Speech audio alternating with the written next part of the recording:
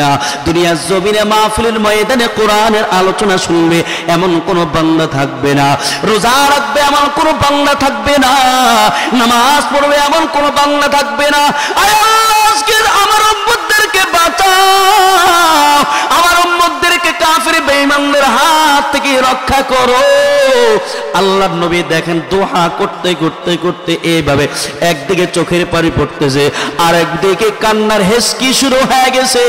আল্লাহর নবী এইভাবে দোয়া করতে করতে হাতটাও এইভাবে উপরের দিকে উঠাইতেছে, আমার নবীও একটু একটু দাঁড়াইতেছে, হাতটা উঠাইতেছে, আমার নবী একটু একটু দাঁড়াইতেছে। দাঁড়াইতে দাঁড়াইতে নবীর কাঁধ থেকে চাদরটা নিচে পড়ে গেছে। এইদিকে আবু বকর সিদ্দিক রাদিয়াল্লাহু তাআলা নবীর কাছে দৌড়া চলে আসছে। আল্লাহ নবীর কাছে এসে বলে, রাহমাতুল লিল আলামিন, আর আপনি কাঁদেন না, আর কাঁদবেন না, সাবধান নবী আমার, হাসবুকা ইয়া রাসূলুল্লাহ, হাসবুকা ইয়া রাসূলুল্লাহ। আল্লাহর নবীর কাঁধে এইভাবে চাদরটা উঠাইয়া দিয়া বলে, হে নবী আপনি আর কাঁদবেন না, আপনি যত দোয়া করেছেন আমার মালিক শুনছেন, আপনি যত ডাকেন আমার মালিক শুনছেন, আর ডাকা আর আপনি কাঁদবেন না। কারণ আমার আল্লাহ বলেন, وَإِذَا سَأَلَكَ عِبَادِي فَإِنِّي قَرِيبٌ أُجِيبُ دَعْوَةَ الدَّاعِ إِذَا دَعَانِ فَلْيَسْتَجِيبُوا لِي وَلْيُؤْمِنُوا بِي لَعَلَّهُمْ يَرْشُدُونَ।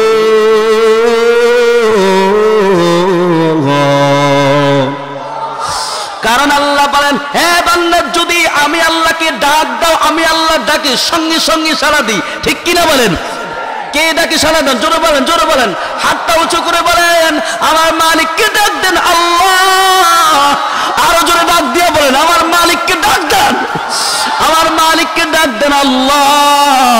আল্লাহ বলে, বান্দারে আমি আল্লাহকে ডাকি, আমি আল্লাহকে ডাক দিলে আমি আল্লাহ তোমার ডাকে সাড়া দিই, আমি আল্লাহর কাছে দোয়া করলে আমি আল্লাহ তোমার দোয়াকে কবুল করে নি। হে নবী, আল্লাহ তাআলা আপনার উম্মতের ব্যাপারে, বান্দাদের ব্যাপারে এই কথা বলছেন, তাহলে আপনি হতে হলেন নবী, আপনি দোয়া করলে তো আরো আগে কবুল হয়ে যাবে। মুহাম্মদুর রাসূলুল্লাহ সাল্লাল্লাহু আলাইহি ওয়াসাল্লাম বেশি বেশি আল্লাহ তাআলার কাছে দোয়াটুকু, এই দোয়াটুকু করেছেন, আল্লাহুম্মা বারিক লানা ফি রজব ওয়া শাবান ওয়া বাল্লিগনা রমাজান। আয় আল্লাহ, রজব এবং শাবান মাসে আমাদের জন্য বেশি বেশি বরকত দিয়ে দেন, রিজিকে বরকত দান করেন, হায়াতে বরকত দান করেন, হায়াতে এই জন্য বরকত দান করেন আল্লাহ, যাতে করে রমজানের নেয়ামত থেকে যেন বঞ্চিত হতে না হয়। রিজিকে বরকত দান করেন, যাতে করে রমজানের রিজিক নিয়ে ব্যস্ততা না থাকা লাগে। এই জন্য আপনি রজব এবং শাবান মাসে আপনি বরকত দিয়ে দেন আল্লাহ। সবাই বলেন আল্লাহুম্মা আমিন। রসুলের তরিকায় অনুযায়ী চললেই কামিয়াবি, রসুলের তরিকায় চললেই আল্লাহকে পাওয়া যাবে। আল্লাহ বলেন, বান্দা আমি আল্লাহ তো তোমাকে কত মায়া করি, তোমরা যদি আমি আল্লাহকে গুরুত্ব দাও, ওয়া কদারুল্লাহ হাক্কা কদরি, যে যত বেশি আমি আল্লাহকে মায়া করবে, আমি আল্লাহকে গুরুত্ব দিবে, আমি আল্লাহ তার সম্মান দিন দিন বাড়াইয়া দিব। আরো আসতে বলেন সুবহানাল্লাহ। আমি তোমার সম্মান বাড়াই দিব।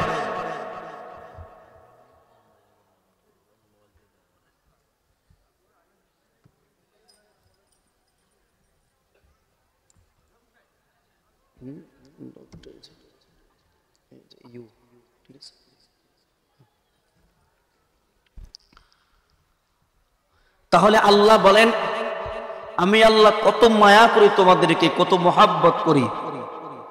ইবলিসকে যখন আল্লাহ তাআলা জান্নাত থেকে বের করে দেয়, তখন ইবলিস আল্লাহ তাআলার কাছে বলছিল, আল্লাহ আমাকে জান্নাত থেকে বের করে দিচ্ছ, আল্লাহ তুমি আমাকে জান্নাত থেকে বের করে দিচ্ছ, তবে আমি তোমার সাথে একটু চ্যালেঞ্জ করি।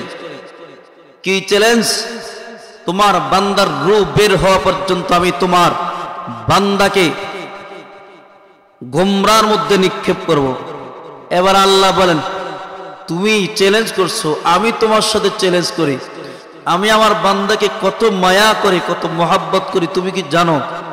আমার বান্দার রূহ বের হওয়া পর্যন্ত আমি আমার বান্দার জন্য তওবার দরজা খোলা রাখছি। আরো জোরে বলেন না সুবহানাল্লাহ। আল্লাহ এত মায়া করেন, এত ভালোবাসেন। এজন্য ভাই, দুনিয়া পাওয়ার জন্য যদি কেউ চেষ্টা করে তাহলে দুনিয়া পাওয়া যায়, সে তবে ঘরে বসে থাকলে সে পায় না। কথা বলেন না কেন? আমার সাথে কথা বলতে হবে। কেউ যদি দুনিয়া পাওয়ার জন্য চেষ্টা করে, যদি সে ঘরে বসে বসে ঘুমায়, সে তার ভিতরে সে যদি ঘরে বসে থাকে, সে দুনিয়া পাবে? সবাই কথা বলেন, পাবে? পাবে না, কখনো পাবে না। তার জন্য চেষ্টা করতে হবে, সে অবশ্যই চেষ্টা করতে হবে। এখন যদি আমি ঘরে বসে বসে যদি বলি আল্লাহকে আমার পাইতে হবে, তো আল্লাহকে পাইতে হলে চেষ্টা করতে হবে। জোরে বলেন, আল্লাহকেও পাইতে হলে চেষ্টা করতে হবে। আমার নবীকে হাসর ময়দানে, নবীর সাথে হাসর ময়দানে দাঁড়ানোর জন্য, নবীর শাফায়াত পাওয়ার জন্য চেষ্টা করতে হবে। চেষ্টা ছাড়া কোনো উপায় নাই। এই কারণে তো আল্লাহ নিজেই বলেন, ওয়াল্লাযীনা জাহাদু ফীনা লানাহদিয়ান্নাহুম সুবুলানা, ওয়াল্লাযীনা জাহাদু ফীনা লানাহদিয়ান্নাহুম সুবুলানা ওয়া ইন্নাল্লাহা লামাআল মুহসিনিন।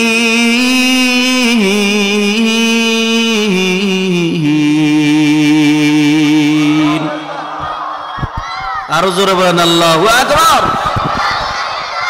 আল্লাহ বলেন, কেউ যদি বান্দা যদি আমি আল্লাহকে পাওয়ার জন্য চেষ্টা করে, জান্নাত পাওয়ার জন্য চেষ্টা করে, তাহলে আমি আল্লাহ তার জন্য হাজারো পথ খুলে রাখছি। আমি আল্লাহ তার জন্য হাজারো পথ আসান করে দিব। সুবহানাল্লাহ। তাহলে আল্লাহ আমাদের জন্য পথ বাতলিয়ে দিয়েছেন, আমাদের জন্য পথ খোলা রাখছেন। কিন্তু কথা হলো আমাদের চেষ্টা করতে হবে।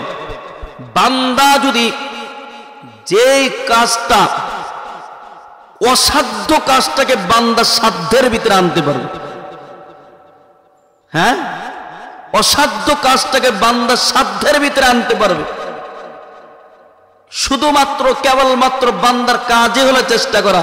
ওয়া আল্লাইসা লিল ইনসানি ইল্লা মা সাআ ওয়া আন্না সা'য়াহু সাওফা ইউরা সুম্মা ইউজযাহুল জাযাআল আওফা। আল্লাহ বলে, বান্দা চেষ্টা করবে, আমি তার ফলাফল দিয়ে দিব। সুবহানাল্লাহ। সাহাবায়ে কিরাম রাদিয়াল্লাহু তাআলা আনহু আজমাইন,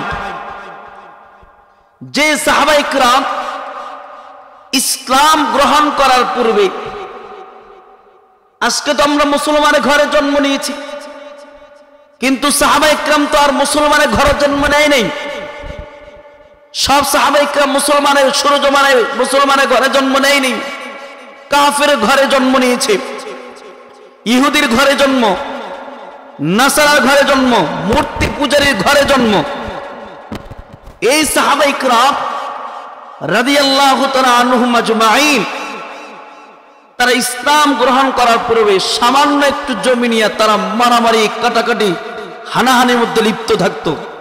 ভাই ভাইয়ের মধ্যে ঝগড়া, বাবা ছেলের ভিতরে ঝগড়া, মাসকে মাস তারা গোত্রের সাথে এইভাবে মারামারি, কাটাকাটি, হানাহানির মধ্যে লিপ্ত থাকতো। এই কি হয়েছে, তোমরা হাসো কেন? মিয়া একদম চুপ করে থাকবা। মারামারি, কাটাকাটি, হানাহানির মধ্যে লিপ্ত থাকতো। কিন্তু যখনই আমার আপনার নবী সোহবতে চলে আসছে, আমার আপনার নবীর কাছে এসে যখন কালিমা পড়েছে, দুনিয়ার সব কিছুকে লাথি মেরে ঈমান আমল উপর অটল অবিচল ছিল, তারা নবীর প্রতি ঈমান এনেছে, আমার আল্লাহর প্রতি ঈমান এনেছে। সুবহানাল্লাহ। এখন দুনিয়া তাদের কাছে আর ভালো লাগে না, তাদের কাছে আখিরাত ছাড়া কিছুই ভালো লাগে না, তাদের কাছে নবী ছাড়া আর কিছু ভালো লাগে না, তাদের কাছে কোরআন ছাড়া আর কোনো কিছু ভালো লাগে না, তাদের কাছে আল্লাহ ছাড়া আর কোনো কিছু ভালো লাগে না। সুবহানাল্লাহ। এই জন্য তো দেখেন, ওই যে বদরের ইতিহাসের দিকে তাকান, বদরের ইতিহাস ইসলামের প্রথম যুদ্ধ, প্রথম জিহাদ।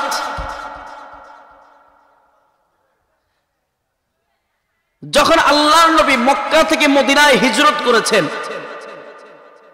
মদিনায় হিজরত করার পর মদিনার মানুষগুলো তো অনেক ভালো ছিল, আমার আপনার নবীকে এত পরিমাণ মহাব্বত করত, আমার আপনার নবীকে সাহায্যের জন্য দাঁড়িয়ে যাইত, আমার আপনার নবীকে নিজের জীবন থেকে সব কিছু থেকে নবীকে ভালোবাসতো।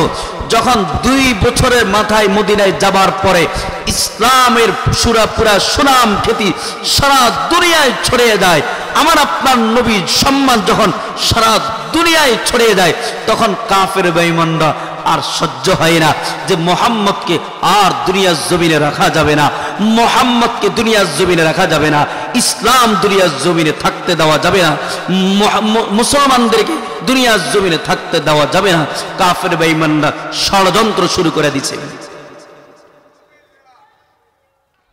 এইদিকে যখন সব কাফের বেঈমানরা একসাথে হয়ে গেছে, আল্লাহর নবী সাল্লাল্লাহু আলাইহি ওয়াসাল্লাম সাহাবায়ে কেরামদেরকে নিয়ে পরামর্শ সভায় বসে গেছে, কি করা যায়।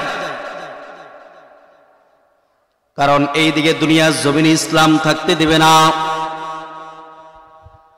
এই ভাই দুনিয়ার জমিনে কোরআন থাকতে দিবে না, বদর যুদ্ধ কায়েম হবে। এইদিকে আবু জাহেল আবু সুফিয়ান তারা সিরিয়ার ময়দানে চলে গেছে। এই ভাই সিরিয়া থেকে কত ভারী ভারী দামি দামি অস্ত্র নিয়ে আসছে, দুনিয়ার জমিনে ইসলাম থাকতে দেবে না। কাফের বেঈমানরা 1000 সশস্ত্র সৈন্য বাহিনীর মোকাবেলায় মাত্র 313 জন মুসলমান। এইদিকে আল্লাহর নবী বড় পেরেশান, আল্লাহর নবী সাহাবায়ে কেরামদেরকে নিয়ে পরামর্শ সবাই বসে, সাহাবায়ে কেরাম কি করা যায়। দুনিয়ার জমিনে তো ইসলাম থাকতে দেবে না, দুনিয়ার জমিনে আমি নবীকেও থাকতে দেওয়া হবে না, দিবে না, কি করা যায়।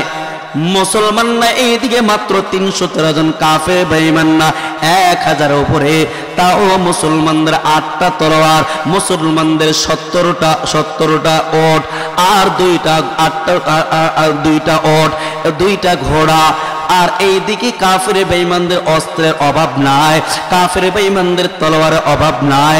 কাফের বেঈমানরা যারা যুদ্ধ করবে সব যুদ্ধের জন্য উপযোগী, সবাই যুদ্ধের জন্য ওই পরিমাণ বয়স হয়ে গেছে, কিন্তু মুসলমানদের বয়স কম। মুসলমানরা ছোট ছোট বাচ্চাগুলো তারা নবীর সামনে হাজির, তারা নবীর সাহাবী। আল্লাহর নবী বলেন, সাহাবায়ে কেরাম কি করা যায়, একটু পরামর্শ দাও, আমি নবীকে একটু পরামর্শ দাও, আমি তো বড় পেরেশার ভিতরে আছি, কিভাবে ইসলাম কি দুনিয়ার জমিনে টিকা রাখা যায়, কিভাবে কোরআন দুনিয়ার জমিনে টিকা রাখা যায়, আমি নবী তো বড় পেরেশানের ভিতরে আছি। এইদিকে আল্লাহর নবীর একজন সাহাবী আবু বকর সিদ্দিক রাদিয়াল্লাহু তাআলা তিনি দাঁড়িয়ে বলেন, রাহমাতুল লিল আলামিন, আপনি চিন্তিত হওয়ার কোনো কারণ নাই, আমি আবু বকর আপনার সাথে আছি, আল্লাহর কসম করে বলছি, কেউ থাকুক বা না থাকুক, আমি আবু বকর আপনার জন্য জীবন দিয়ে দিব। সুবহানাল্লাহ। আরে ভাই, আবু বকর নবীর সামনে দাঁড়িয়ে গেছে। আল্লাহর নবী বলেন, ওগো রাহমাতুল লিল আলামিন,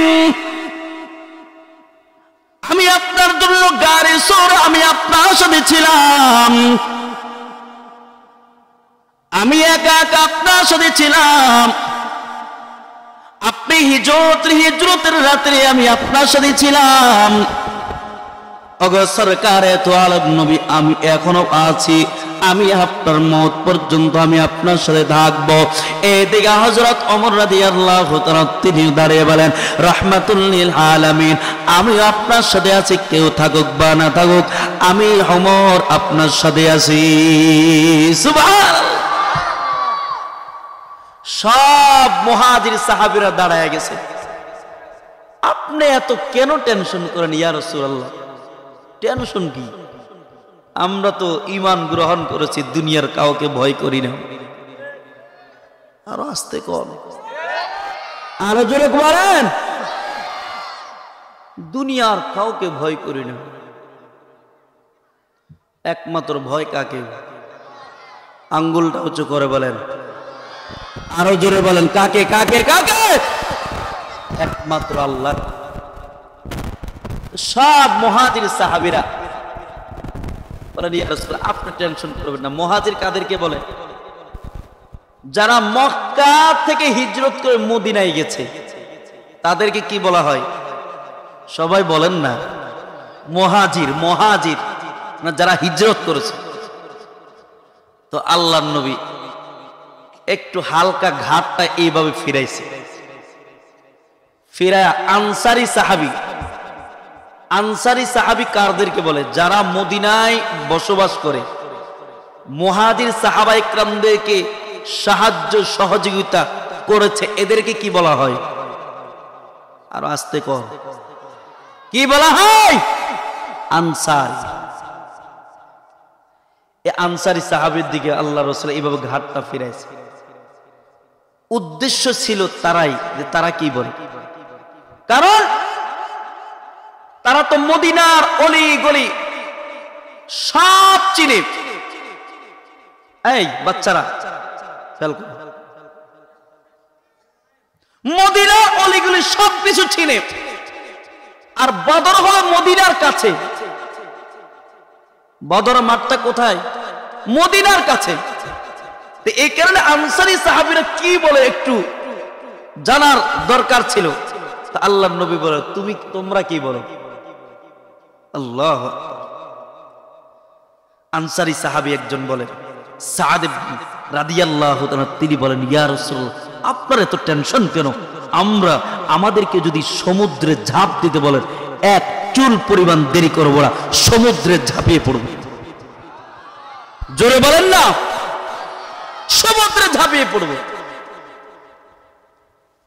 এর ভিতরে আরেকজন সাহাবী হযরত মিকদাদ রাদিয়াল্লাহু তাআলা, তিনিও দাঁড়িয়ে গেছে। ইয়া রাসূলুল্লাহ, তিনি বলেন, ফাযহাবা আনতা রাব্বুকা ফাকাতিলা ইন্না হাহুনা কাঈদুন। হে রাহমাতুল লিল আলামিন, আমরা আপনাকে ওই কথা বলবো না যে কথা বনি ইসরাঈল মূসা আলাইহিস সালাতু ওয়াস সালামকে বলছে। একবার তো এমন হয়েছে মূসা আলাইহিস সালাতু ওয়াস সালাম বনি ইসরাঈলকে নিয়ে যুদ্ধের ময়দানে রওনা দিয়েছি, কাফের বেঈমানদের সাথে যুদ্ধ করবে। বনি ইসরাঈল তো এত দুষ্ট জাতি ছিল, হযরত মূসা আলাইহিস সালাতু ওয়াস সালাম একে বলে, হে মূসা আমরা এখানে বসে আছি, আমরা যেতে পারবো না, তুমি আর তোমার রব সহ গিয়া যুদ্ধ করো, আমরা পারবো না। নাউজুবিল্লাহ কইন না, তুমি গিয়া তোমার রব সহ যুদ্ধ করো, নাও, আমরা পারবো না। তো হযরত মিকদাদ রাদিয়াল্লাহু তাআলা বলেন, ইয়া রাসূলুল্লাহ আমরা আপনাকে এই কথা বলবো না। বনি ইসরাঈল মূসা আলাইহিস সালাতু ওয়াস সালামকে যে কথা বলছে, আমরা আপনাকে এই কথা বলবো না, বরং রাহমাতুল লিল আলামিন আমরা সাহাবায়ে কেরাম, আমরা আপনার ডানে আছি, আপনার বামে আছি, আপনার সামনে আছি, পিছনে আছি। খোদার কসম করে বলছি, আমাদের দেহে এক ফোঁটা রক্ত থাকবে তো আমরা আপনার সাথে থাকবো, আপনার জন্য জীবন দিয়ে দিব। সুবহান আল্লাহর রাসূল সাহাবায়ে কেরামদের জবান থেকে এমন কথা শুনে তিনি মুস্কি হেসে দিয়ে দিয়েছেন। সুবহানাল্লাহ। আমার কিসের টেনশন? আমার সাহাবায়ে কেরামদের এক একজন সাহাবীদের কি ঈমানের পাওয়ার। এবার রাহমাতুল লিল আলামিন খুশি হয়ে সব সাহাবায়ে কেরামদেরকে বসায়া সব সাহাবায়ে কেরামদের নামগুলো তালিকা করতেছে, কে কে যুদ্ধের ময়দানে যাবে। এই যুবক ভাই একটু ভালো করে কান লাগায় শুনেন, সাহাবায়ে কেরামদের ঈমানের পাওয়ার কেমন। আল্লাহর নবীর নাম লিস্টে করতেছে, লিস্টে করতে করতে 311 জনের নাম লিস্টে করা হয়েছে। কয়শো জন? 311 জনের নাম লিস্টে করা শেষ। বড়দের কাতারে 2 জন সাহাবী তারাও দাঁড়িয়েছে। দিয়েছে রাহমাতুল লিল আলামিন। আমরা যুদ্ধের ময়দানে যাব। ওই দুইজন সাহাবীর নাম হলো মাআজ আর মুআওয়াজ রাদিয়াল্লাহু তাআলা। তারাও যুদ্ধের ময়দানে যাবে। আল্লাহর নবী বলে, এরে মাআজ আর মুআওয়াজ, তোমাদের এখনো যুদ্ধে যাওয়ার সময় হয় না। তোমাদের বয়স হলো মাত্র 12-13 বছর। তোমরা কেমনে যুদ্ধের ময়দানে যাইবা? তোমরা কেমন করে যুদ্ধের ময়দানে যাইবা? না না, যাও তোমরা বাড়ির দিকে চলে যাও, পরবর্তী কোন যুদ্ধে তোমাদেরকে নেওয়া হবে। কিন্তু দুইজন সাহাবী, তারা দুইজন চোখের পানি ছেড়ে ছেড়ে কান্না করতেছে। বড় ভাই সে কাতার থেকে, সফ থেকে সে ভয়ে বের হয়ে না, সে কাতারে দাঁড়িয়ে অন্যান্য সাহাবায়ে কেরামদের মতো এইভাবে লম্বা হয়ে দাঁড়িয়েছি, আঙ্গুল উপর ভর করে এইভাবে লম্বা হয়ে দাঁড়িয়েছি। আর বলে রাহমাতুল লিল আলামিন, আপনি তাকায় দেখেন আমি অন্যান্য সাহাবায়ে কেরামদের মতো লম্বা, আমি যুদ্ধের ময়দানে যাব। আল্লাহর নবী তার আগ্রহ ভালোবাসা দেখা তার নামটা যুদ্ধের কাফেলায় লেখা দিলি। সুবহানাল্লাহ। এইদিকে যখন বড় ভাইয়ের নামটা লেখা হয়েছিল ভাই, এবার ছোট ভাই আল্লাহর রাসূলের সামনে ঘুরঘুর করছে। আল্লাহর রাসূলকে বলে, নবী আমার, আপনি আমার বড় ভাইয়ের নামটা লিখেছেন, আমার নামটা আপনি লিখলেন না। নবীর সামনে খুব কান্না করতেছে, এত পরিমাণ কান্না করতেছি। আল্লাহ নবীর কাছে বলে, নবী আমার, আমার ভাইটা আগে, আমার ভাইটা যুদ্ধে গিয়া শহীদ হইয়া আগে জান্নাতে যাবে, আমার কি যাইতে মন চাই না?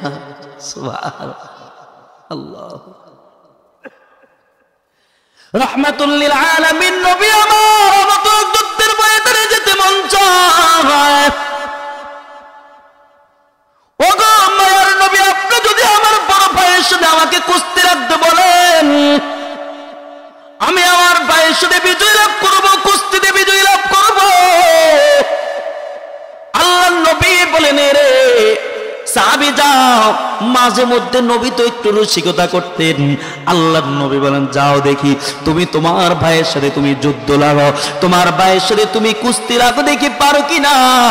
এবার ছোট ভাই বড় ভাইয়ের সামনে দাঁড়ায় দাঁড়ায় শুধু কান্না করতেছে, আর চোখ দিয়ে ইশারা করা বলে, ভাইরি তোমার নামটা যুদ্ধের কাফেলায় লেখা দিছি, তুমি তো যুদ্ধের ময়দানে গিয়া শহীদ হইয়া তুমি আগে জান্নাতে চলে যাইবা। ভাইরা আমার কি যাইতে মন চাই না? আরে ভাই, তুমি তো ভালো করে জানো আমি তোমার সাথে কুস্তিতে পারবো না বাইরে, তবে আমি তোমাকে কথা বলি কানে কানে বলে ভাইরে, আমি তোমার কলারটা ধরার সাথে তুমি যদি জমিনে পড়ে যাও, আমি তোমার বুকে চেপে বসবো, তাহলে নবী মনে করবেন আমি তোমার সাথে বিজয় লাভ করেছি। নবী আমাকে যুদ্ধের ময়দানে নিয়ে যাবেন, আমি শহীদ হয়ে আগে জান্নাতে চলে যাব। কারণ আমি জানি যারা শহীদ হয় এরা মরে না, এদেরকে মরণশীল বলা হয় না, এরা জীবিত। কারণ আল্লাহ নিজেই বলেন, ওয়ালা তাকুলু লিমান ইউকতালু ফি সাবিলিল্লাহি আমওয়াত বাল আহইয়াউ ওয়ালাকিন লা তাশউরুন।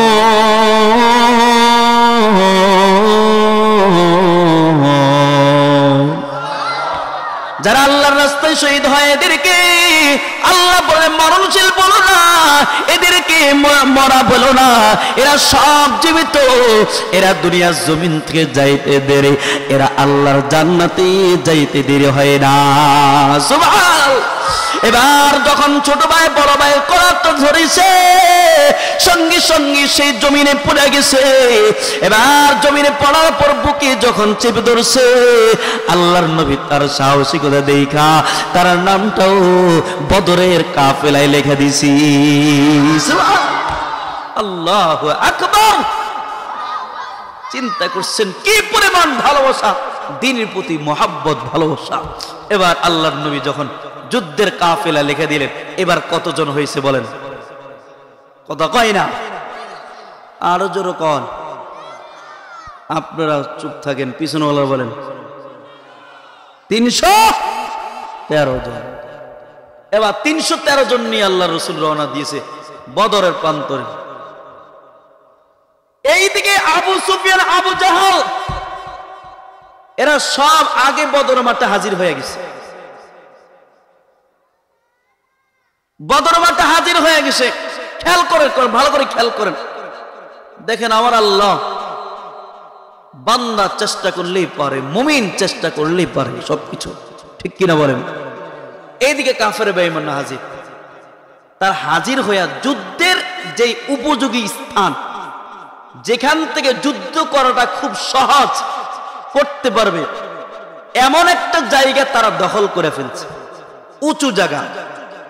আবার যেই জায়গা পানি আছে, কারণ আরবে তো পানির প্রয়োজন বেশি, যুদ্ধ করতে করতে ক্লান্ত হয়ে যাবে, পানির প্রয়োজন, পিপাসা লেগে যাবে, তো ওখানে পানিরও ব্যবস্থা আছে। এমন একটা জায়গা তারা দখল করে নিয়েছে। কিন্তু আল্লাহর নবী সাহাবায়ে কিরামদেরকে নিয়ে যখন বদরের প্রান্তরে হাজির হয়ে গেছে, তারা দেখলো তারা যুদ্ধের উপযোগী স্থান দখল করে ফেলছে। কিন্তু সাহাবারা গিয়া এমন একটা জায়গা পাইছে যেই জায়গাটা যুদ্ধের জন্য উপযোগী না, যুদ্ধ করাটা খুব মুশকিল। কারণ সব হলো বালু, এক পা আগাইলে দুই পা পিছনে চলে আসে। সাহাবায়ে কিরাম দেখে মনটা গেছে বড় খারাপ হয়, হায় হায়, আবার পানিরও ব্যবস্থা নাই। আবার এইদিকে শয়তান মানুষের আকৃতি ধারণ করে করে সাহাবায়ে কিরামদেরকে বলে, তোমরা যদি মুহাম্মদের আল্লাহর যদি এত বন্ধু হও, আল্লাহর যদি এত পছন্দের হয়, তাহলে আজকে তোমাদের উপর এত আযাব কেন? ধোঁকা দিচ্ছে।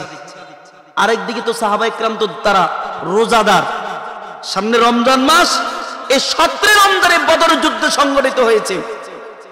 এই রোজাদার শরীরটা দুর্বল, আরেকদিকে শয়তান এই কথা বলা বলা মনটা দুর্বল করতেছে। কিন্তু মনে রাখবেন, জিসে রাখে উসে কোন চোখে, যদি আল্লাহ সম্মান দেন পৃথিবীর কেউ সম্মান কমাইতে পারে না। কথা কন না কেন? সম্মান কেউ জোর করে নিতেও পারে না, ছিনিয়েও নিতে পারে, আবার ছিনিয়েও নিতে পারে না। কথা বলেন না কেন? কেউ সম্মান জোর করে অর্জন করতে পারে না, আবার কাউকে সম্মান দিলে ওটা অন্য কেউ ছিনিয়েও নিতে পারে না। আল্লাহর কি কুদরত! সাহাবায়ে কিরাম তো রাতের বেলা যখন ওখানে হাজির হয়েছে, আমার আল্লাহ রাতের বেলায় বৃষ্টি নাজিল করে দিয়েছে। জোরে বলতে হবে, জোরে বলতে হবে। বৃষ্টি দেওয়ার কারণে 3টা ফায়দা হয়েছে। কয়টা? জোরে কোন? 3টা। 1 নম্বর ফায়দা হলো বালুগুলো যা ছিল সব বসে গেছে। সুবহানাল্লাহ কয় না? আরো জোরে বলেন, জোরে বলেন। বালুগুলো বসে গেছে। তাফসীরের কিতাবে লেখে বালুগুলো সব বসে গেছে। এরপরে 2 নম্বর, ওই যে উঁচু জায়গায় পানি পড়তো, পানিগুলো সব নিচু জায়গায় পড়ার পরে সাহাবায়ে কিরাম খাত করে করে এই পানিগুলো জমা রেখে দিতেন। 3 নম্বর, কাফের বেঈমানরা যে জায়গাটা দাঁড়িয়েছে, এই জায়গাটা সম্পূর্ণ শক্ত, এত পরিমাণ পিচ্ছিল হয়ে গেছে, পড়তে যা, হাঁটতে যায়, আর শুধু খালি উষ্টা গায়ে পড়ে। সুবহানাল্লাহ। বাড়িতে গিয়ে বলেন, আরো জোরে বলেন, জোরে বলেন। এবার এই হলো তাদের অবস্থা। এবার রাহমাতুল লিল আলামিন, বৃষ্টি হওয়ার কারণে আরেকটা ফায়দা আছে, সেটা হলো সাহাবায়ে কিরাম যে এইদিকে সাহাবায়ে কিরাম তাদের ঘুম চলে আসছে, কারণ একটু ঠান্ডা ঠান্ডা ভাব, তারা ঘুমিয়ে পড়ছে। এইদিকে রাহমাতুল লিল আলামিন বড় পেরেশানের ভিতরে আছে। আল্লাহর নবী রাতের বেলায় নবীর জন্য বদরের প্রান্তরে একটা ছোট্ট ঘর করা হয়েছে ইবাদতের জন্য। নবী যে কোনো যুদ্ধে হাজির হতেন, নবীর জন্য ইবাদতের জন্য একটা ইবাদতের ঘর করা হতো। রাহমাতুল লিল আলামিন ওখানে সিজদায় পড়ে থাকতেন, আল্লাহর নবী ওখানে কান্নাকারি করতেন। এইদিকে সাহাবায়ে কেরাম তারা ঘুমায়, কিন্তু একজন সাহাবায়ে কেরামদেরকে নিয়ে আল্লাহর নবী বদরের প্রান্তরে গিয়া কোন কোন জায়গা আবু জাহেল মরবে, কোন জায়গায় উতবা শাইবা মরবে, আল্লাহর নবী সাহাবায়ে কেরামদেরকে আঙ্গুল দিয়ে দেখাইছেন এই জায়গায় অমুক কাফের মরবে, অমুক কাফেরকে হত্যা করা হবে, কারণ আমার আল্লাহ সব কিছু এর মাধ্যমে জানায় দিছি। এইদিকে আল্লাহর নবী দেখায়া ওই ইবাদত করে বসে আমার মালিকের কাছে কান্নাকাটি শুরু করেছে রে ভাই। সারা রাত আমার মালিকের কাছে চোখের পানি, সকালবেলায় যখন শুদ্ধ যুদ্ধ শুরু হয়ে যাবে, সকালবেলা যখন যুদ্ধ শুরু হয়ে যাবে, রাহমাতুল লিল আলামিন সাহাবায়ে কেরামদের এইভাবে কাতার বন্ধ করে দিয়েছেন, সাহাবায়ে কেরামদেরকে নামাজের কাতার মতো দাঁড় করায় দিয়েছেন, আরেকদিকে কাফিরে বেঈমানরা সফ হয়ে দাঁড়িয়েছে।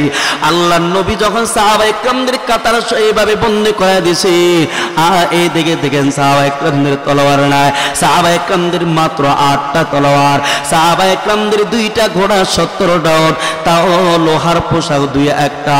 কিন্তু কাফির বেঈমানরা দিয়ে তাকায় দেখেন কাফির বেঈমানরা 1000 উপরে, কাফির বেঈমানদের অস্ত্রের অভাব নাই।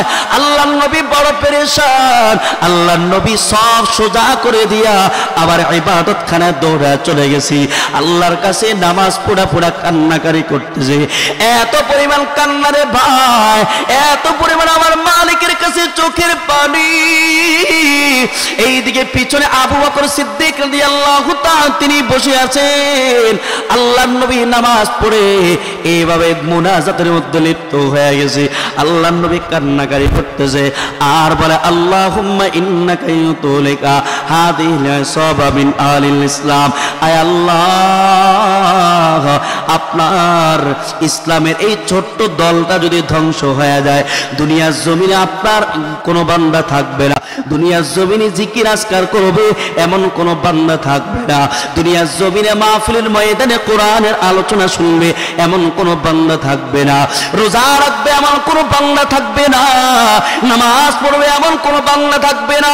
আয় আল্লাহ, আজকে আমার উম্মতদেরকে বাঁচাও, আমার উম্মতদেরকে কাফির বেঈমানদের হাত থেকে রক্ষা করো। আল্লাহর নবী দেখেন দোয়া করতে করতে করতে এইভাবে একদিকে চোখের পানি পড়তেছে, আর একদিকে কান্নার হেসকি শুরু হয়ে গেছে। আল্লাহর নবী এইভাবে দোয়া করতে করতে হাতটাও এইভাবে উপরের দিকে উঠাইতেছে, আমার নবীও একটু একটু দাঁড়াইতেছে, হাতটা উঠাইতেছে, আমার নবী একটু একটু দাঁড়াইতেছে, দাঁড়াইতে দাঁড়াইতে নবীর কাঁধ থেকে চাদরটা নিচে পড়ে গেছে।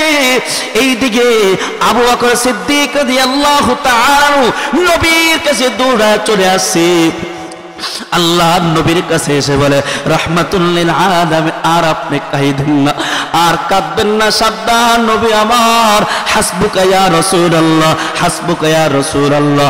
আল্লাহর নবীর কাঁধে এইভাবে চাদরটা উঠাইয়া দিয়া বলে, হে নবী আপনি আর কাঁদবেন না, আপনি যত দোয়া করেছেন আমার মালিক শুনছেন, আপনি যত ডাকেন আমার মালিক শুনছেন, আর ডাকা আর আপনি কাঁদবেন না, কারণ আমার আল্লাহ বলেন وَإِذَا سَأَلَكَ عِبَادِي فَإِنِّي قَرِيبٌ أُجِيبُ دَعْوَةَ الدَّاعِ إِذَا دَعَانِ فَلْيَسْتَجِيبُوا لِي وَلْيُؤْمِنُوا بِي لَعَلَّهُمْ يَرْشُدُونَ।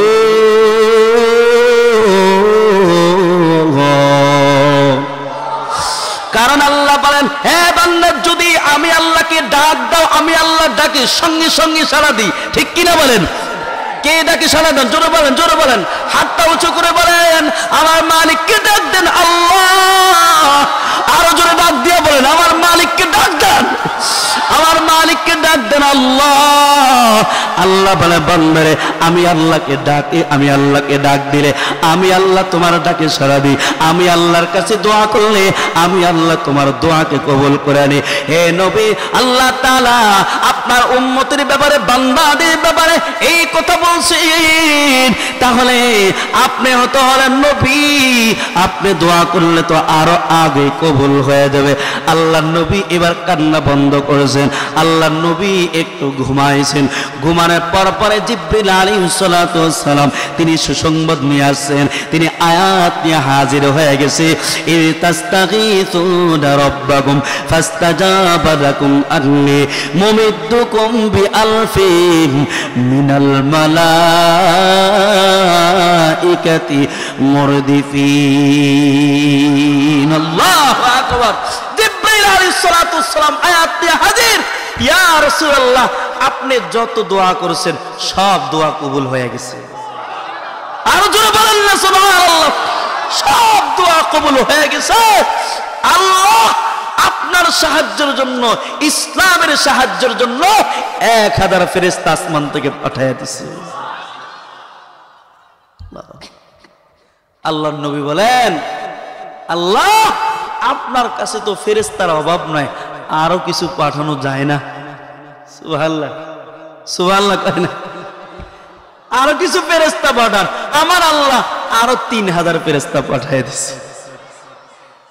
আল্লাহ রাসূল বলেন, ইয়া আল্লাহ আরো কিছু পাঠানো যায় না? আমার আল্লাহ আরো 1000 ফেরেশতা পাঠিয়ে দিয়েছে। বিখামসাতি আলাফিন মিনাল মালাইকাতি মুসাওwimin, আল্লাহ 5000 ফেরেশতা পাঠিয়ে দিয়েছে। আল্লাহর নবী বলেন, আল্লাহ লাগবে না, হয়েছে। সুবহানাল্লাহ, আল্লাহ লাগবে না, হয়েছে। এবার সাহাবায়ে কিরাম সাহাবায়ে কিরামদেরকে বলে, সাহাবায়ে কিরাম তোমরা যুদ্ধ শুরু করে দাও। সাহাবায়ে কিরাম যুদ্ধ শুরু করে দিয়েছে। এক সাহাবী আল্লাহর নবীর কাছে এসে বলে, ইয়া রাসূলুল্লাহ আমার কাছে তলোয়ার নেই, আমি কে দিয়ে যুদ্ধ করব? আল্লাহর নবী বলেন, তুমি খেজুর গাছের ডগা নিয়ে নেমে যাও, তুমি যুদ্ধ শুরু করে দাও। সাহাবী বলেন, নবীর কথা অনুযায়ী আমি খেজুর গাছের ডাল নিয়ে নেমে গেছি যুদ্ধের ময়দানে। আমি যুদ্ধ করতে করতে এক পর্যায়ে দেখি এটা আর খেজুর গাছের ডাল রই নেই, এটা তলোয়ারে পরিণত হয়ে গেছে।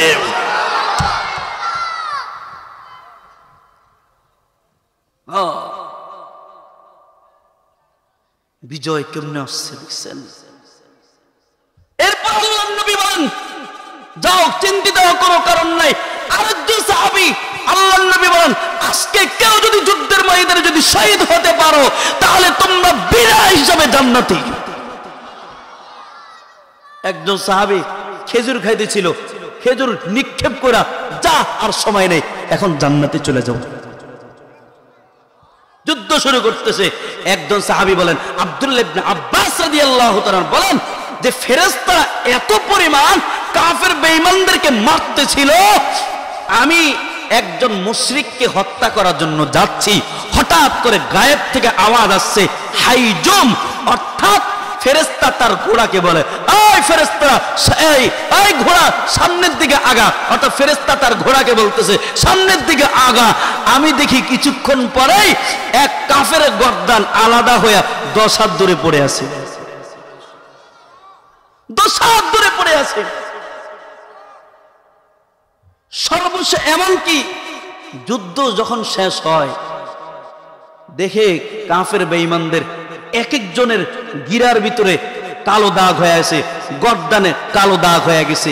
কারণ হলো ওই যে আল্লাহ যখন ফেরেশতাদেরকে আসমান থেকে পাঠিয়েছে তখন আল্লাহ বলে দিয়েছে, ফাদরিবু ফাওকাল আনাক ওয়াদরিবু মিনহুম কুল্লা বানান, এদের গিরায় গিরে মারবা, এদের গর্দানে গর্দানে মারবা। ফেরেশতারা ওই কাজই করেছে। এরপরে আল্লাহ তাআলা যখন ফেরেশতারা এমন ভাবে মারা শুরু করেছে, অনেক আবু জাহিল সহ উতবা শাইবা সহ সবগুলোকে হত্যা করে দিয়েছে। আর গুটি কিছু কাফেররা ছিল, এরা লাশ গুটিয়ে পালাইতে বাধ্য হয়েছে। এরপর আল্লাহ তাআলা মুসলমানদেরকে বিজয় দান করেছেন।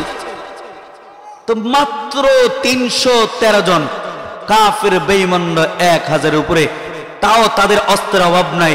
তাদের ধাম্বিকতা যে আমাদের লোক বেশি, আমাদের এই বেশি, আমাদের সেই বেশি। কিন্তু কাফের মুসলমানদের মাত্র অল্প কয়রা 8টা তলোয়ার, মুসলমানরা মাত্র 313 জন।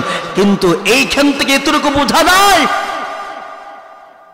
যদি আল্লাহ সাথে থাকে তাহলে পৃথিবীর কোন শক্তি আমাদেরকে পরাজিত করতে পারে না। কথা কন না কেন? জোরে বলেন। এই যে ভারতের দালালেরা আমাদেরকে ধমকে হুমকি দেয়, আমাদেরকে এই করবে সেই করবে, তাদের দেশ বড়, তাদের লোক বেশি। আরে বেটা শোন, এই বদরের ইতিহাস ভালো করে পড়। আমরা দুনিয়ার আমাদের সাথে ইতালি না থাকতে পারে, আমাদের সাথে জার্মান না থাকতে পারে, আমাদের সাথে রাশিয়া না থাকতে পারে, আমাদের সাথে ইউক্রেন না থাকতে পারে, আমাদের সাথে যুক্তরাষ্ট্র না থাকতে পারে, আমাদের সাথে কে আছেন? জোরে বলেন না, কে আছেন? কে আছেন? আমাদের সাথে একমাত্র আল্লাহ আছেন। আমরা দুনিয়ার কাউকে ভয় করি না। আমরা একমাত্র আমাদের বুকে আছে কোরআন, আমাদের সাথে নবী আদর্শ।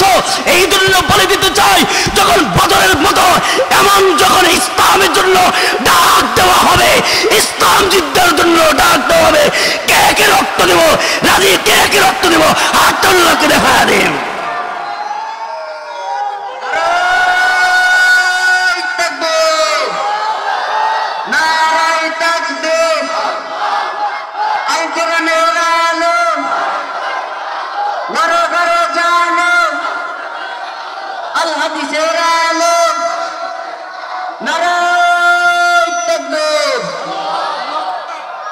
ভাই, বাংলাদেশের অবস্থা আস্তে আস্তে দিন দিন খারাপের দিকে যাচ্ছে। আমরা তো ভাবছি যে আমাদের দেশ স্বাধীন হয়ে গেছে, না, এখনো দেশ স্বাধীন হয় নাই। কথা কন না কেন? এখনো দেশ স্বাধীন হয় নাই। ওই যে ভারতে একজনের বসে বসে শুধু উস্কানি দেয়, আসলে লজ্জা বলতে কিছু নেই। কথা কন না কেন?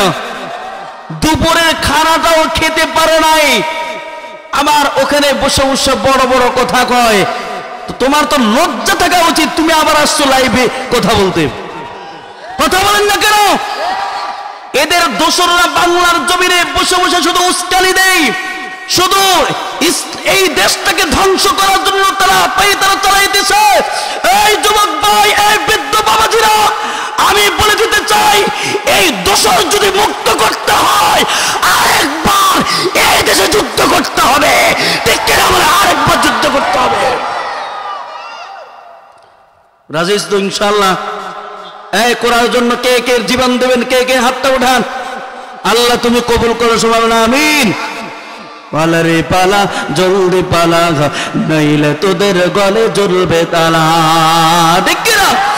পালা রে পালা, জলদি পালা, নইলে তোদের গলে জ্বলবে তালা।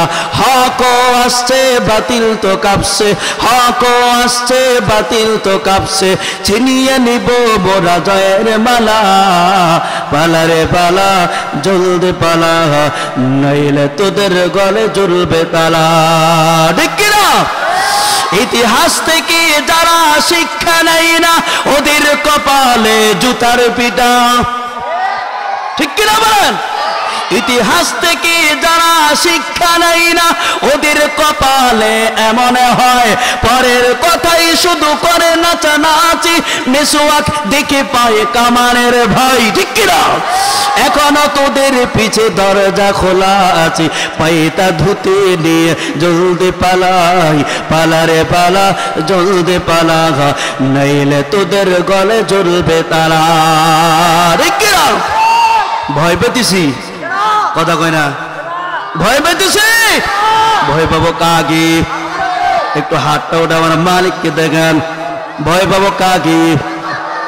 আরো জোরে ডাক দেবো আমাদের মালিককে। একজন বাচ্চা যখন তার মাকে মা বলে ডাক দেয়, ওই মা এত খুশি হয়ে যায়, এত খুশি হয়ে যায়। আল্লাহ বলে, বান্দারে, আমি আল্লাহকে আল্লাহ বলে ডাক দিলে ওই মা থেকে কোটি কোটি গুণ বেশি খুশি হয়ে যায়। এই জন্য এমন জোর আমার মালিককে ডাক দিবেন, যাতে করে আকাশ বাতাস প্রকম্পিত হয়ে যায়, যাতে করে আমার মালিক খুশি হয়ে যায়। ডাক দিয়ে আবার আমাদের মালিককে, আরো জোর আওয়াজ দিয়ে আমাদের রবকে, আমাদের বাদশাকে, আরে ভাই, সাহাবায়ে কেরাম দুনিয়ার জমিনে কাউকে ভয় করে নাই।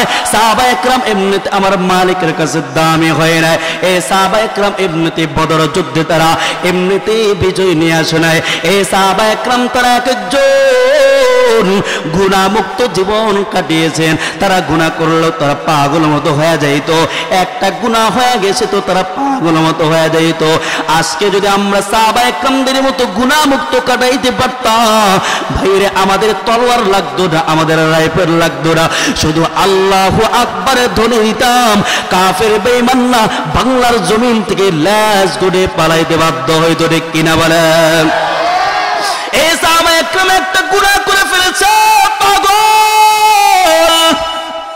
আরে ভাই, আমিও যদি গুনাহ করি, আল্লাহর কাছে যদি তওবা করে, আল্লাহ তুমি মাফ করে দাও, আমার আল্লাহ মাফ করে দিবে। কারণ আমার আল্লাহ বড় মায়াওয়ালা, আমার আল্লাহ বড় রহমতওয়ালা। আল্লাহ নিজেই বলেন, ইয়া আইয়ুহাল্লাযীনা আমানু তুবু ইলাল্লাহি তাওবাতান নাসুহা আসা রাব্বুকুম আন ইউকাফফিরা আনকুম সাইয়্যাতিকুম ওয়া ইউদখিলাকুম জান্নাতিন তাজরি মিন তাহতিহাল আনহার। আল্লাহ বলে, বান্দা আমি আল্লাহর কাছে খাঁটি মনে তওবা করতে পারো, আমি আল্লাহ তোমার জীবনের সমস্ত গুলাকে নেক দ্বারা পরিবর্তন করে দেব। এমনকি আমি আল্লাহ তোমার নামে জান্নাতও বানায় রাখবো। সুবহানাল্লাহ। এরে ভাই, সাহাবায়ে কেরাম গুনাহ করলে পাগল মতো হয়ে যেত। ওই আল্লাহর নবীর একজন সাহাবী হযরত সালাবা রাদিয়াল্লাহু তাআলা আনহু, এই ভাই কত দামি একজন সাহাবী, একটা গুনাহ করে ফেলছে, পাগল মতো হয়ে গেছে। যখন আল্লাহর নবী তাবুকের যুদ্ধের জন্য এলান দেন, এই তোমরা কে কে যুদ্ধের ময়দানে যাইবা, সব সাহাবায়ে কেরাম তারা নাম লিখেছেন। এইদিকে সাঈদ রাদিয়াল্লাহু তাআলা তিনি যুদ্ধের ময়দানে যাবেন, রাহমাতুল লিল আলামিন আমি যুদ্ধের ময়দানে যাব। আল্লাহর নবী তার নামটা যুদ্ধের জন্য লিখে দিয়েছেন, কিন্তু তার বাড়িতে বাজার সদাই কে করবে এমন একজন লোক দরকার। আমরা যেমন চরমনের ময়দানে গেলে বাড়িতে একজন বাজার সদাই করার জন্য লোক রেখে যায়, অথবা মাঝে মধ্যে যখন আল্লাহর রাস্তায় বের হয় কিন্তু বাড়িতে বাজার সদাই করার জন্য একটা লোক রেখে যায়। এমন করে সাঈদ রাদিয়াল্লাহু তাআলা আনহু তার বাড়িতে বাজার সদাই করার জন্য সাহাবাতুল আনসারী রাদিয়াল্লাহু তাআলা আনহুকে রেখে গেছেন। ভাইরে, আমি তো নবীর সাথে যুদ্ধের ময়দানে যাই, আমার বাড়িতে বাজার সদাইয়ের প্রয়োজন, তুমি ব্যবস্থা করবা। এইভাবে সাহাবাতুল আনসারী রাদিয়াল্লাহু তাআলা আনহু তার বন্ধুর বাড়িতে সব কিছু ব্যবস্থা করেছেন। বাড়িতে চাউলের প্রয়োজন, চাউল বাজার থেকে নিয়ে দিয়েছেন, এমনকি বাজার সদাইয়ের প্রয়োজন সব কিছু ব্যবস্থা করে দিচ্ছেন। কূপ থেকে পানি আনার প্রয়োজন, পানি এনে দিতেন। একদিন সাহাবাতুল আনসারী রাদিয়াল্লাহু তাআলা তিনি তার বন্ধুর ঘরে যখন প্রবেশ করেছে, হঠাৎ করে শয়তান মানুষের আকৃতি ধারণ করা তার সামনে হাজির হয়ে গেছে। আর বলে, সাহাবারে ঘরের ভিতরে একটা পর্দা আছে, পর্দাটা উঠে দেখো কি আছে। তিনি বুঝতে পারেন না। যখন পর্দাটা উঠায়, পর্দাটা আড়ালে তাকায় দেখি তার বন্ধুর স্ত্রী ওখানে বসা। তার বন্ধুর স্ত্রী অত্যন্ত জামিলা ছিল, অত্যন্ত সুন্দরী ছিল। এই সাহাবাতুল আনসারী যদিও সাহাবী, কিন্তু তিনি তো একজন মানুষ, তিনি নিজেকে নিয়ন্ত্রণ রাখতে পারেন নাই। সঙ্গে সঙ্গে তার স্ত্রী হাত ধরে ফেলছে, তার বন্ধুর স্ত্রী হাত ধরে ফেলছে। কিন্তু যখনই ধরছে, ওই দিকে আল্লাহর বান্দী বড় তাকওয়াবান ছিল, বড় আল্লাহওয়ালা ছিল, গুনাহমুক্ত জীবনটা কাটিয়েছে। সে সঙ্গে সঙ্গে ডাক দিয়া বলে, এই সালাবা, তুমি কি জানো তুমি কার হাত ধরছো? সাবধান, পুরা ঘরটা দাও, তোমার ভাই তোমার কাছে আমানত রেখে গেছি, তোমার বন্ধুর স্ত্রী তোমার কাছে আমানত। তোমার কি একটু ভয় হয় না? তুমি আমার হাত ধরছো, এইদিকে আমার মালিক আল্লাহ তাকায় আছি। সুবহানাল্লাহ কই না? এই কি হইছে তুমগো মিয়া? এগুলো যা উল্টা বলে আমার জ্ঞান নষ্ট করে ফেলছে। কি হইছে আবার এদিকে? আমি তো মনে হচ্ছে আর জায়গায় যুদ্ধ শুরু হয়ে গেছে, এদিকে যুদ্ধ শুরু। প্রধান বক্তা আসছে না? আসছে না? আসছে তো।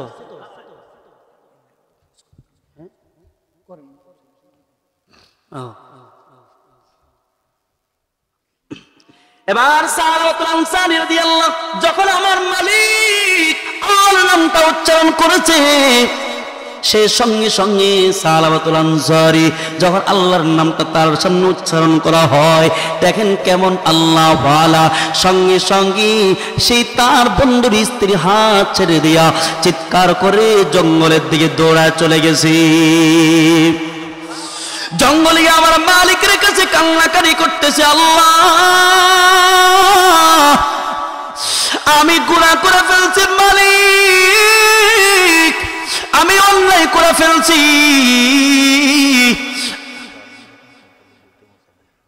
আমি অন্যায় করে ফেলছি, আমি গুনাহ করে ফেলছি। ও আসমানের মালিক, আমি তোমার কাছে ক্ষমা চাই। সাহাবাতুল আনসারী ভালো করে খেয়াল করেন, দিলের কান দিয়ে একটু ভালো করে শুনেন। দেখেন সাহাবীরা গুনাহ করে ফেলল, কিভাবে আল্লাহ তাআলার কাছে সম্মানী, কিভাবে আল্লাহ তাআলার কাছে তওবা করেছেন। সাহাবাতুল আনসারী রাদিয়াল্লাহু তাআলা খাওয়া দাওয়া নাই, শুধু জঙ্গলে জঙ্গলে শুধু ঘুরতেছে আর কান্নাকারি করতেছে।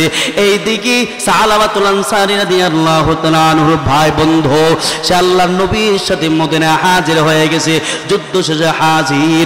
এইদিকে যে সাহাবীর সাথে যার সম্পর্ক সে মদিনায় দেখা করার জন্য যায়। যেমন আমরা যদি বিদেশ থেকে যদি কোনো লোক আসে এয়ারপোর্টে, আমরা আত্মীয়রা তারা দেখতে যায়, ঠিক তেমনিভাবে যারা যুদ্ধের ময়দান থেকে আসতো এমন করে দেখার জন্য যাইতো, তাকে বিদায় তাকে নিয়ে আসতো। এমন করে সাহাবাতুল আনসারী এইদিকে সাঈদ রাদিয়াল্লাহু তাআলাকে আগায় নেওয়ার জন্য কেউ আসে না, আর বললেন আমার ভাই সাহাবা কোথায়? সে বাড়িতে তার বাড়িতে হাজির হইয়া তার স্ত্রীকে বলে, প্রাণের স্ত্রী শুনো, আমার ভাই সাহাবা কোথায়? আমাকে তো মদিনায় যায় না আমাকে আগায় নেওয়ার জন্য, আমার ভাই কোথায়? বলেন তোমার ভাই তো একটা গুনাহ করে ফেলছে, একটা অন্যায় করে ফেলছে, আমার হাত ধরে ফেলছে। আমি যখন আল্লাহর নামটা স্মরণ করায়া দিছি, সঙ্গে সঙ্গে সে আমার হাতটা ছেড়ে দিয়া সে জঙ্গলের দিকে দৌড়া চলে গেছে। আজকে কয়েকদিন হয়ে গেছে সে আমার ঘরে আসে না।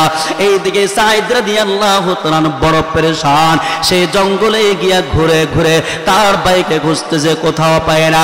গিয়ে দেখে এক জায়গায় বসে বসে কান্নাকাটি, আল্লাহর কাছে চোখের পানি ফেলে কান্না করতেছে আর বলে, ভাইরে তোমার কি হয়েছে একটু বলো, তোমার দ্বারা এমন কাজটা কেন হয়ে গেল?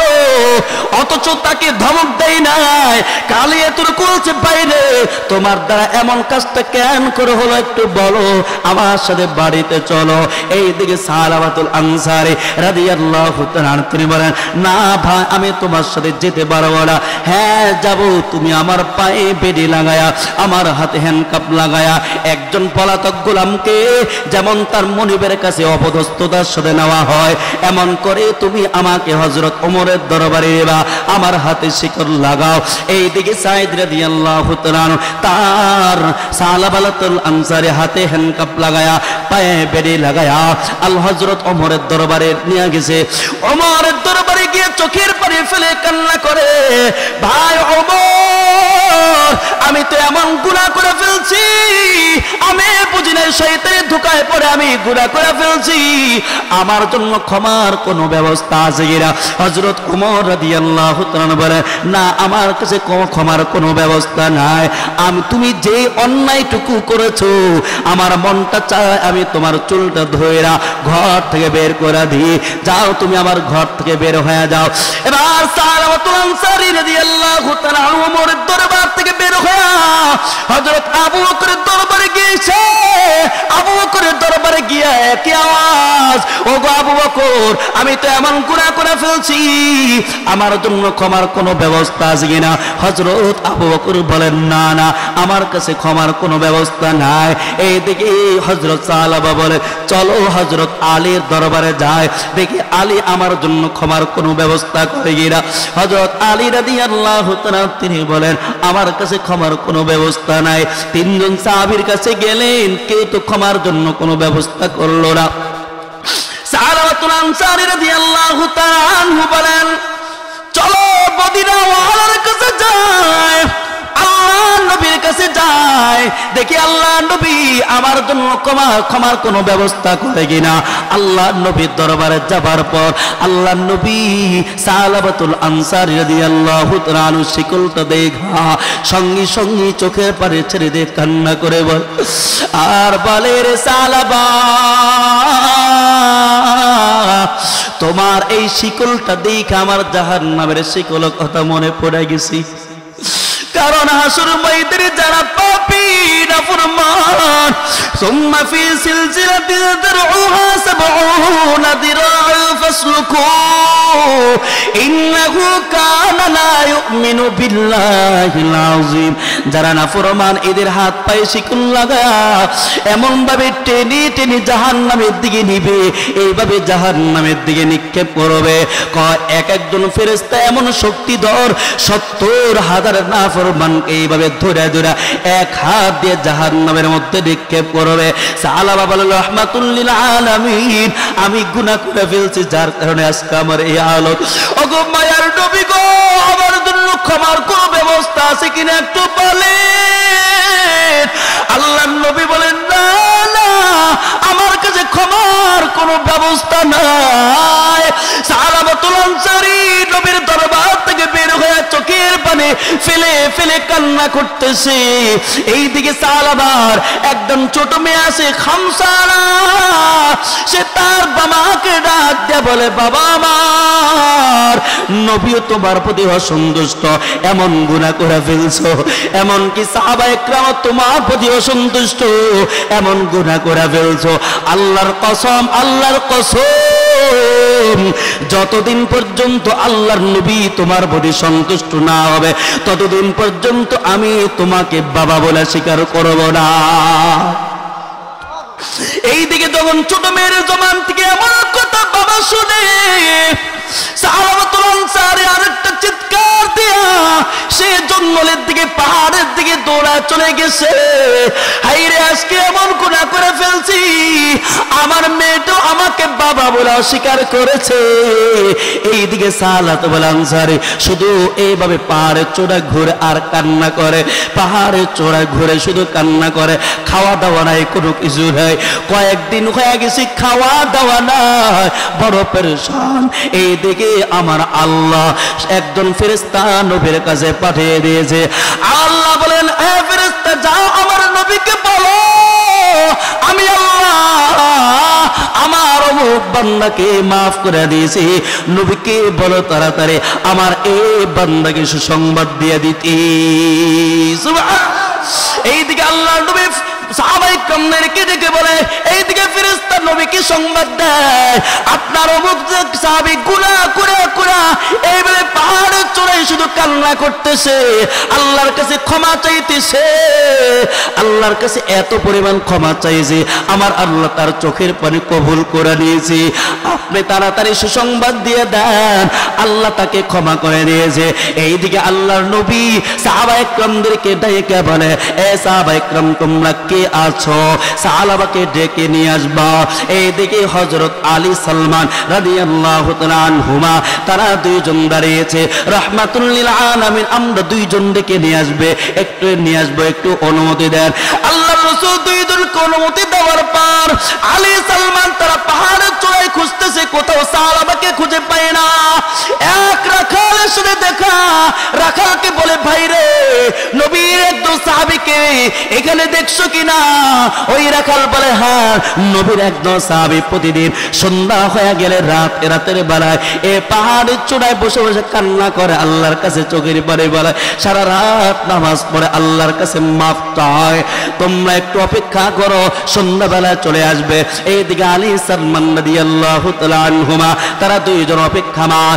যখন সন্ধ্যা হয়, এইদিকে সাহাবা পা পা হেঁটে হেঁটে এইদিকে পাহাড়ের চূড়ায় সিজদায় পড়ে গেছে, গাছের রসুলের কাছে সিজদায় পড়ে কান্না করতেছে আর বলে मैं तेरे सामने झुक रहा हूं खुदा मेरे कोई नहीं अल्लाह के सिवा आय अल्लाह তোমার কুদরতি পায় আমার সে আমার মাথার রাখলাম আমি সিজদা পড়লাম আল্লাহ শাহ আল্লাহ তুমি ছাড়া আমার কেউ নাই তুমি ছাড়া আমার আর কেউ নাই এইদিকে আলী সালমান তারা দুইজন চলে আসে তারা দুইজন এসে বলে রে সালামা তোমাকে মদিনা ওয়ালা ডাক দিয়েছে আল্লাহর নবী তোমাকে ডাক দিয়েছে আমার মালিক কি তোমাকে ক্ষমার ঘোষণা করে দিয়েছে আর বলে ভাই রে আমার নবী কেমন আছে একটু বলো নবী ভালো আছে চলো আমরা মদিনায় যাই তিনজন সাহাবী তারা মদিনায় রওনা দিয়েছে যেতে যেতে ফজরের সময় হয়ে গেছে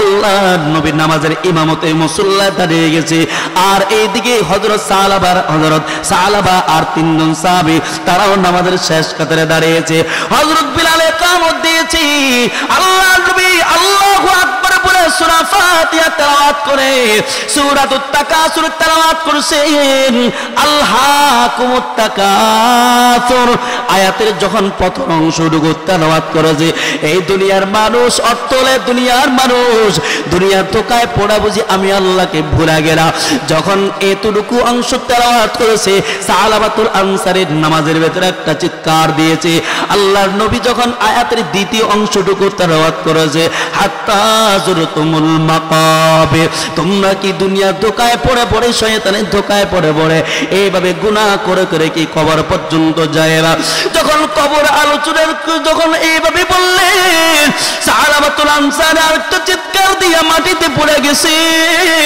এইদিকে আল্লাহর নবী নামাজ শেষ করে সালমানকে ডাক দিয়ে বলে রে সালমান সালাবার মুখে একটু পানি দাও সালমান বলেন রাহমাতুল্লিল আলামিন সালাবা তো দুনিয়ার জমিনে না সেই তো আমার মালিক আল্লাহর ডাকে সাড়া দিয়ে চলে গেছে আল্লাহর নবী চোখের পানি ফেলে কান্না করতেছেন এইদিকে সাহাবায়ে কিরাম চোখের পানি আল্লাহর নবী সালাবার জানাজার ব্যবস্থা করে কিছুক্ষণ পরে সালাবার ছোট বেটা হাজির আল্লাহর নবীকে এসে বলে নবী আমার বাবা কোথায় আল্লাহর নবী বলে তোমার বাবা তো দুনিয়ার জমিন থেকে বিদায় নিয়েছে ওই যে ওখানে চাদর দিয়ে ঢাকা এবার ছোট্ট মেয়েটা তার বাবার কবরে সে শুধু চুমু খায় একবার ঠোঁটে চুমু খায় মুখে চুমু খায় গালে চুমু খায় আর বলে বাবা তুমি আমার জন্য কত কিছু দোকান থেকে নিয়ে আসলা